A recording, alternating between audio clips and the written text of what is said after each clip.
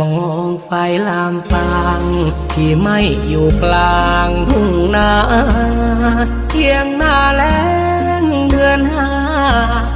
ร้อนแทบบ้าเมื่อเมษายนยิ่งเห็นไอแดดแผดไหมเพราะเปลวไฟลนยืนนึกคิดไปใจหม่นถึงคนที่รักของข้าเธอไปเมืองกรุงคงอบผิวปรุงแต่งเสริญห้องน้ำกรุงจะรุงเพิ่ม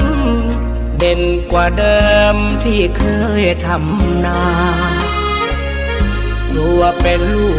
กแกะลงไปในไพรพนาเสือสิงกระทิงหมูป่ากลางลึกคาเป็นเหยื่อเสือร้ายหน้าซื่อตาเศร้าเขามองว่าเสือ